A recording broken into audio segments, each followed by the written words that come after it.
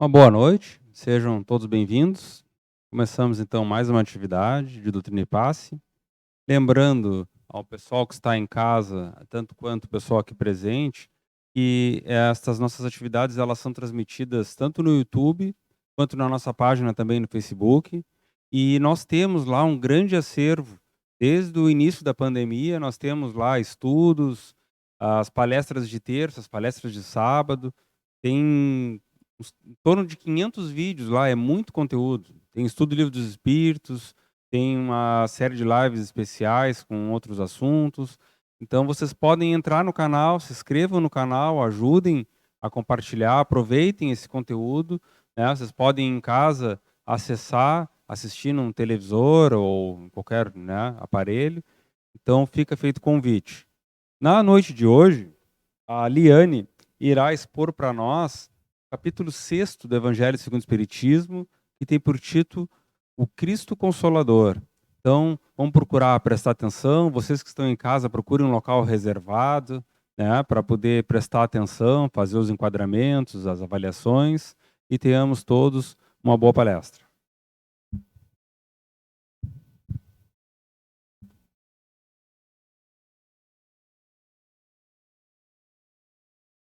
Boa noite, pessoal. Boa noite, pessoal que nos acompanha pela internet. Vamos dar início à nossa atividade, retrocedendo um pouquinho, pensando na semana passada. Qual foi o capítulo tratado na semana passada? A gente faz essas exposições de forma sequencial, de forma encadeada, né? Do capítulo 1, 2, 3 até o final, nessa ordem sequencial, justamente porque tem um sentido. Quando ele foi o Evangelho segundo o Espiritismo organizado dessa maneira, há um sentido para tudo isso. Vamos voltar um pouquinho, então, na semana passada, como eu falei, e refletir um pouco sobre o capítulo. O título, tinha por título Bem-aventurados os aflitos. Como é a nossa vida, a nossa rotina emocional e diária de atividades, normalmente? Ou como a gente gostaria que ela fosse?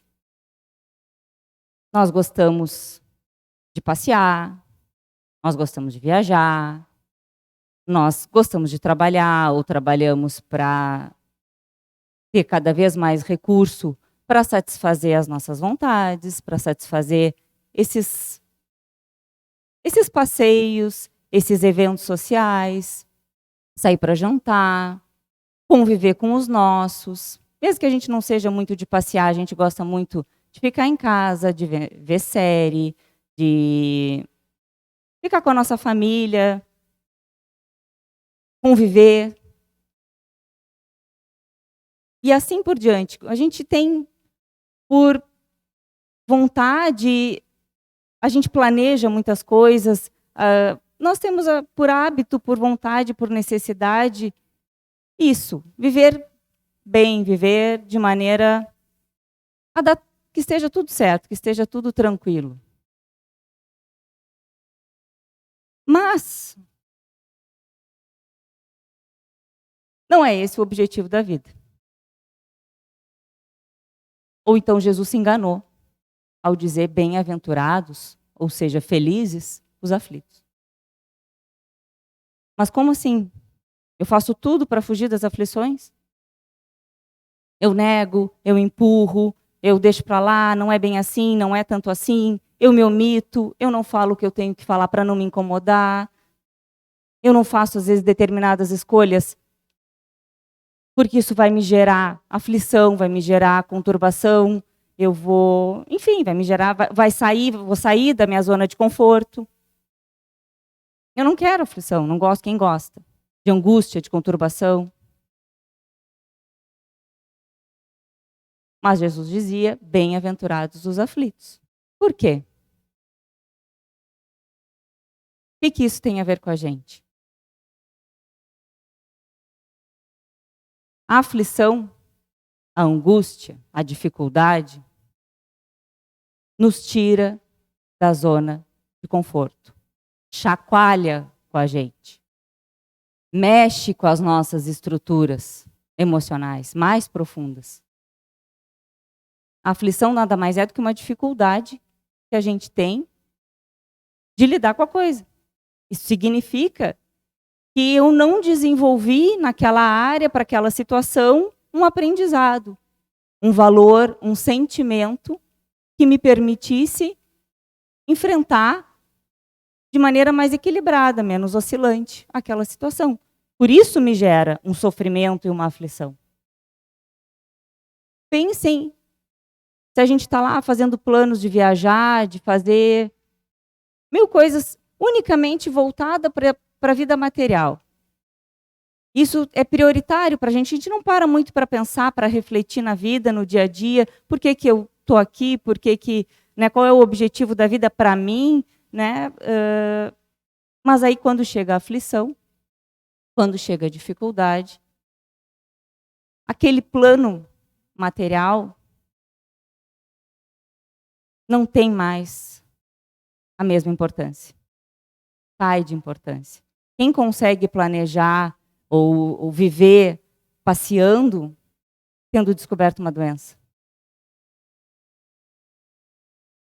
Então a aflição, ela cumpre um papel na nossa vida muito importante de gerar essa volta para o caminho, essa busca por entendimento. Porque quando a gente está diante dela, diante da dificuldade, a gente não sabe como que vai lidar.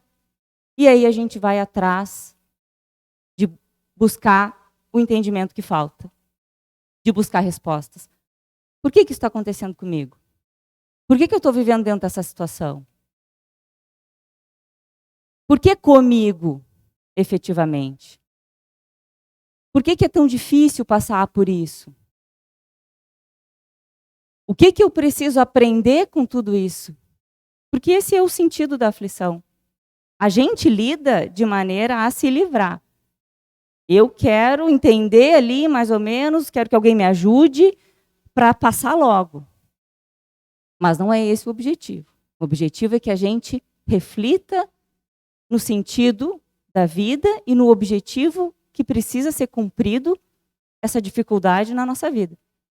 Que lições eu tenho que tirar disso tudo? Esse foi o capítulo da semana passada. Por isso, Jesus falava, bem-aventurados os aflitos.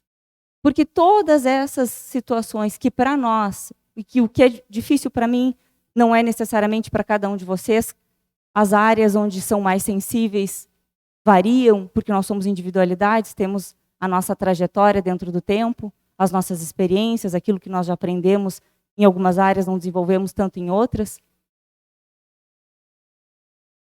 Mas fato é que é uma aventura esse estado de aflição, porque nos faz refletir e buscar o entendimento necessário para o nosso próprio crescimento emocional e moral, porque afinal de contas esse é o objetivo da vida. Que a gente cresça moralmente, que a gente chegue à plenitude. Não tem como fazer com lacunas, com falhas, com falta de determinadas capacidades. É preciso que a gente aprenda uma a uma. Por isso a gente nasce e renasce tantas vezes. Nessa busca de entendimento para as nossas aflições, Jesus nos ajuda, sendo Ele próprio a expressão viva, o exemplo daquilo que servirá, serviu e continua servindo para nós até hoje de consolo. É o título do capítulo de hoje. O Cristo Consolador. Como ele sabia que nós somos frágeis, que nós não temos muita estrutura emocional para lidar com as dificuldades, ele veio próprio e exemplificou e ensinou uma série de valores que serviriam para nos consolar. O que é consolar? Nos aliviar, nos auxiliar, a enfrentar as dificuldades, as aflições, que fazem parte do caminho. Nós estamos no mundo de prova e expiação. É assim. Nós vamos viver esses momentos de conturbação. Ele sabia disso. E nos deixou esse legado que é o Evangelho, que são os seus ensinamentos, que é a sua vida. Então eu vou ler a primeira passagem. É Jesus falando, que está no capítulo de hoje, no Evangelho de Mateus, capítulo 11, versículos 28 a 30, vocês encontram. Diz assim: Vinde a mim, todos vós que estáis aflitos e sobrecarregados, e eu vos aliviarei. Tomai sobre vós o meu jugo, e aprendei comigo, que sou brando e humilde de coração, e achareis repouso para as vossas almas, pois é suave o meu jugo e leve o meu fardo. Eu li toda para a gente agora ir falando. Vinde a mim, todos vós que estáis aflitos e sobrecarregados. O que é sobrecarregados? Coração pesado, sem saída, quando a gente não encontra mais perspectiva. Ele diz: vinde a mim, que eu vos aliviarei. Como? Como seria esse alívio? Mágico? A gente às vezes gostaria, né, que fosse assim. Me tira do problema, resolve para mim, por favor. Muitas vezes nós gostaríamos que fosse, e esperamos até que seja dessa maneira. Mas não é. Ele fala aqui: tomai sobre vós o meu jugo. Essa é a condição. O que é jugo? Jugo é domínio. Subjugar-se. Deixar-se dominar. Parece uma coisa impositiva, né? Parece uma coisa violenta, forte. Mas aí ele segue dizendo: e aprendei comigo, que sou brando e humilde de coração. Aprendam comigo, que sou brando e humilde de coração. Não vou impor. Sou flexível. Consigo entender a ignorância de vocês. Consigo ver as dificuldades de vocês. Não vou julgar. E achareis repousos para as vossas almas, pois é suave o meu jugo. Aí não é um jugo de violência. É suave, é leve. Vem da própria lei divina de amor. Não tem como ser impositivo. Não tem como ser agressivo.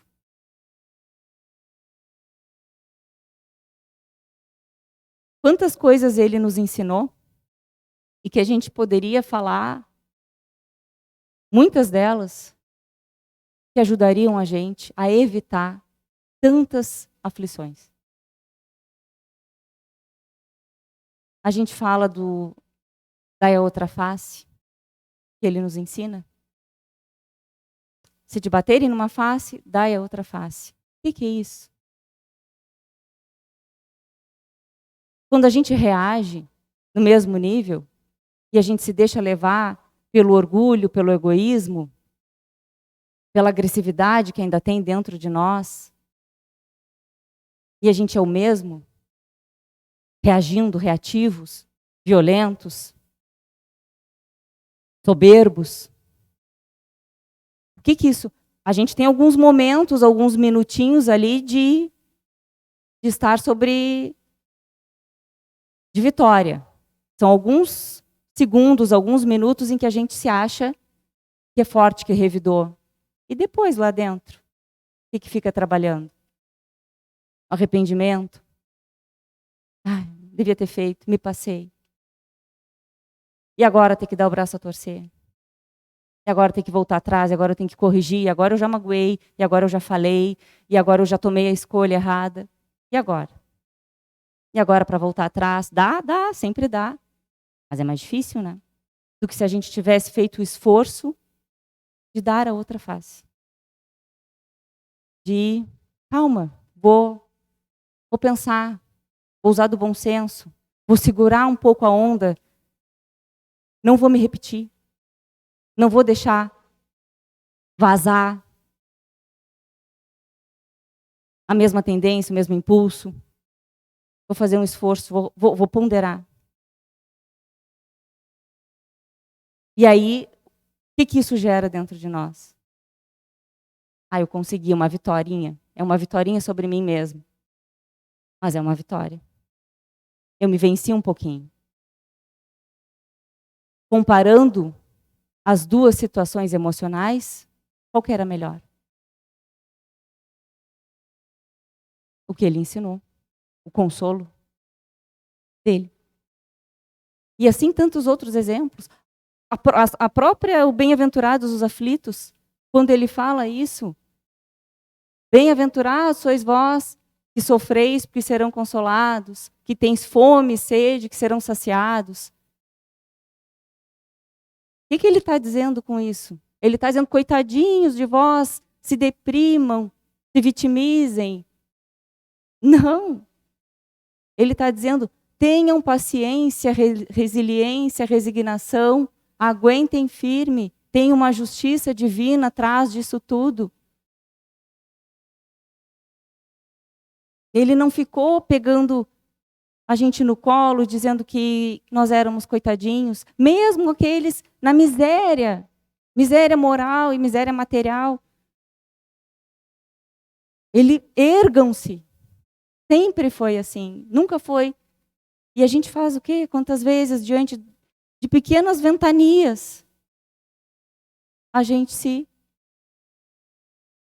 desmotiva, se deprime, se desajusta, se desequilibra. Mais um exemplo dos seus ensinamentos. Ele sabia do que falava. Por isso, entre tantas outras situações, tomando esses ensinamentos para nós, como ele disse, o fardo seria mais leve, por consequência. O que é o fardo? As dificuldades de toda a ordem que a gente tem. As doenças, as perdas, as nossas carências, os nossos medos, as dificuldades financeiras, os nossos vícios, todos eles tornariam-se mais leves. Por quê? Porque é mágica? Não. Porque ele nos ensinou como lidar com as situações. Como enfrentar, como se vencer de forma mais equilibrada, menos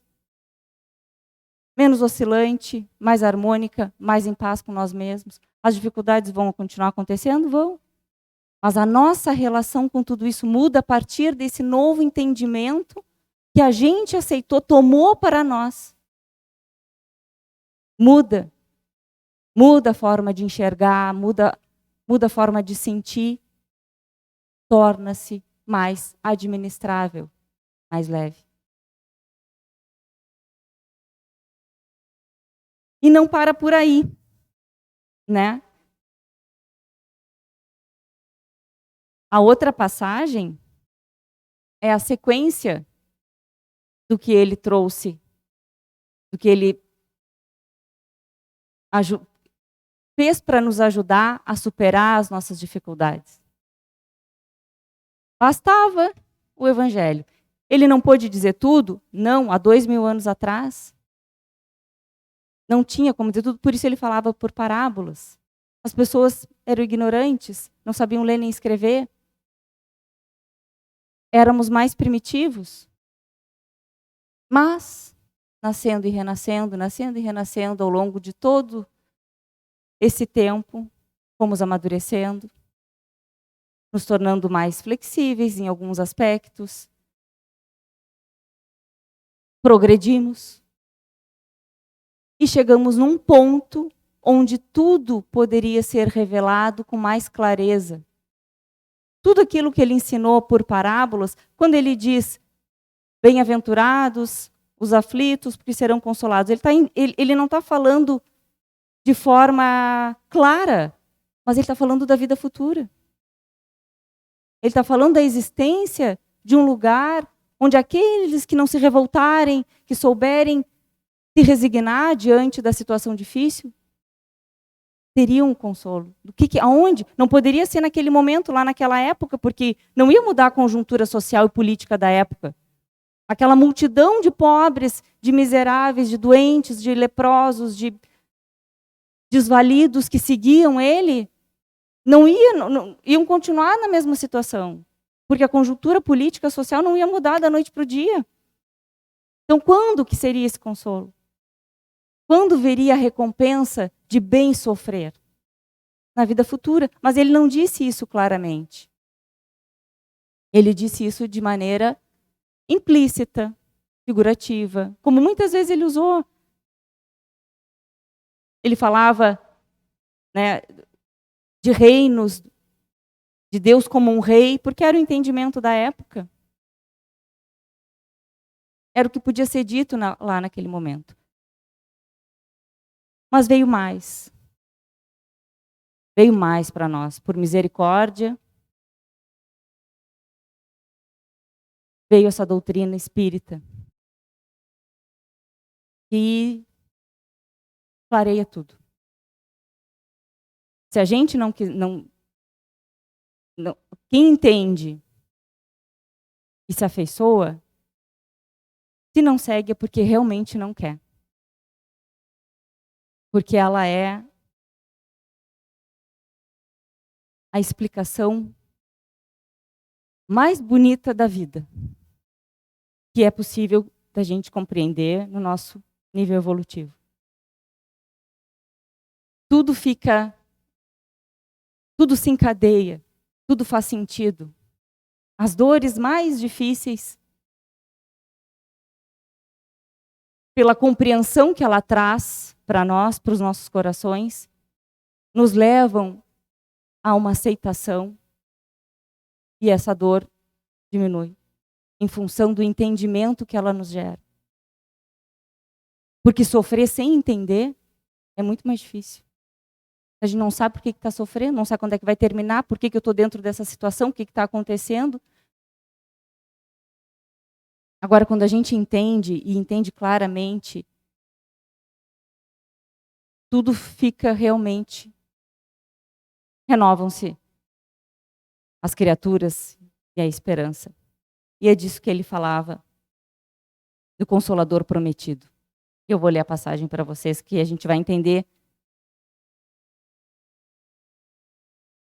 Está em João, no Evangelho de João, capítulo 14, versículos de 15 a 17 e 26. Jesus diz assim: se me amais, guardai os meus mandamentos.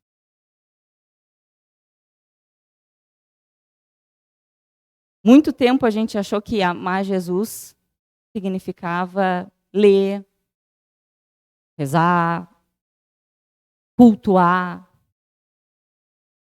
se afeiçoar, louvar.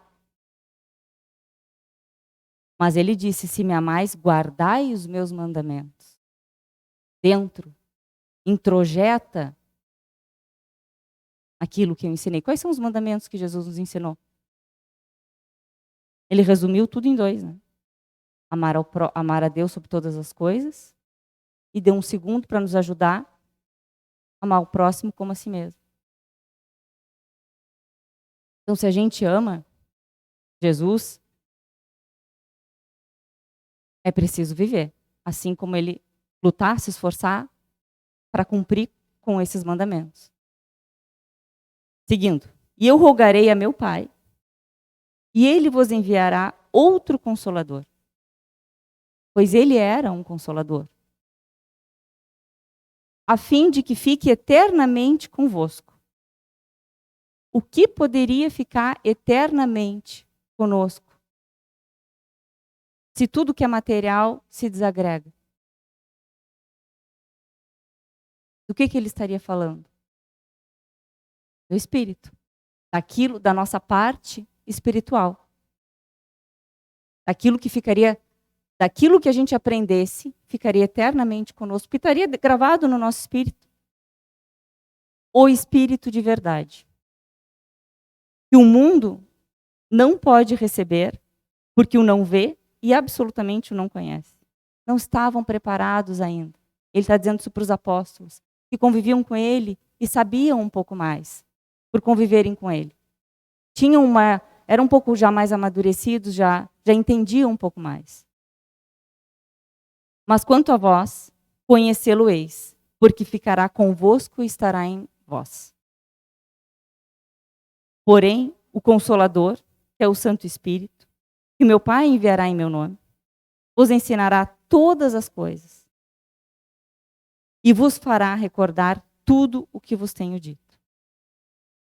Se vai ensinar todas as coisas, esse outro Consolador, é porque ele não pôde, naquele momento, não que ele não soubesse, ou que ele não tivesse capacidade, mas em função do baixo nível evolutivo da época, não pôde falar de tudo. E recordar tudo o que vos tenho dito. Que ficou esquecido, que ficou distorcido. Nos dogmas, ao longo de todos esses tempos, de todos esses séculos e séculos, de abuso, de mau uso da religião, e que hoje ele, muitas vezes, paga o pato em função do que foi feito errado em seu nome. Então ele veio, esse novo Consolador, veio recordar o que ficou perdido pelo caminho e dizer de forma clara o que ele falava de forma figurativa. A doutrina espírita nos explica, entre tantas coisas,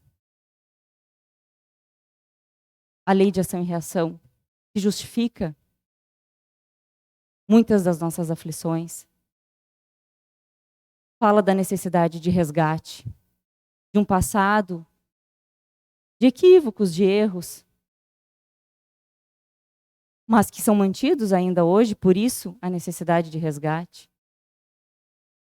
Nos fala, assim como ele também falava, que eu acho que é a maior, uma das, ao menos para mim, das maiores consolações que pode existir, que é a existência de um Deus Pai. Não de um Deus rei punitivo que quer aniquilar os que erram, mas de um Deus amoroso que faz mais festa no céu com o retorno de um pecador do que de um justo. Justamente porque o pecador se redimiu.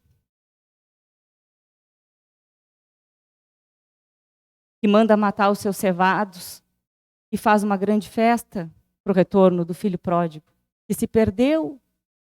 Ele só se perdeu. Quantos de nós nos perdemos? Tomamos caminhos errados? Fazemos escolhas erradas, baseados no julgo do nosso ego, no domínio do nosso orgulho, das nossas vaidades. O mundo nos impõe e a gente acata. Quantos de nós achamos que está tudo acabado, que não tem mais remissão? E ele fala que não, que o Deus é amor e só espera que cada um tome a sua consciência daquilo que já consegue entender não se repita e retorne ao caminho. Esse é um grande consolo para tantos que se acham sem remissão. O que eu fiz não tem perdão. A consciência acusa. Vai ter que reajustar as contas? Sim.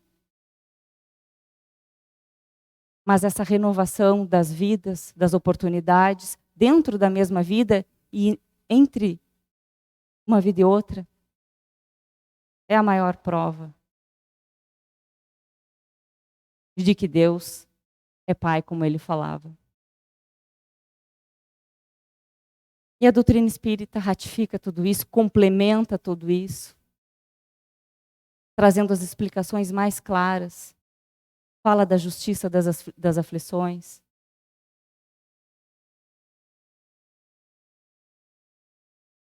Fala claramente dos degraus evolutivos que cada espírito se encontra e que nós todos chegaremos à perfeição. Ninguém vai ficar para trás. É uma questão de tempo e de aproveitamento. Tudo isso é consolo, é esperança para nós, espíritos ainda teimosos, ainda dominados pelos nossos achismos, pelos nossos preconceitos, pelas nossas ideias, pelo nosso ego. Quanta coisa teria sido evitada internamente, olhando para dentro de nós e olhando para a sociedade, se esses ensinamentos tivessem sido colocados dentro do nosso coração. Então,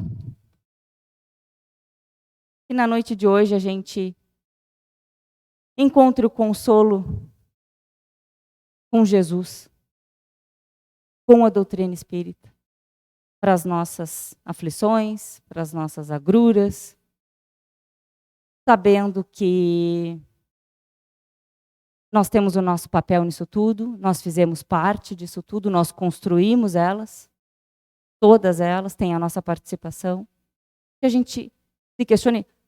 O objetivo da doutrina espírita, segundo dito pelos espíritos superiores, respondendo ao Allan Kardec, é exatamente isso: conhece-te a ti mesmo. Que a gente se conheça, aproveite a clareza de tudo isso que chega até nós, para a gente se conhecer, ver aonde está a nossa parcela nisso tudo, aprender com ela, substituir o que a gente já enxerga como não dá mais para ser assim. Por novos valores, por novos sentimentos. Na direção do que ele disse, sermos perfeitos, plenos, mais equilibrados, mais em paz com a nossa própria consciência, porque é ela que nos cobra, é ela que nos acusa. Uma boa noite a todos e até a próxima.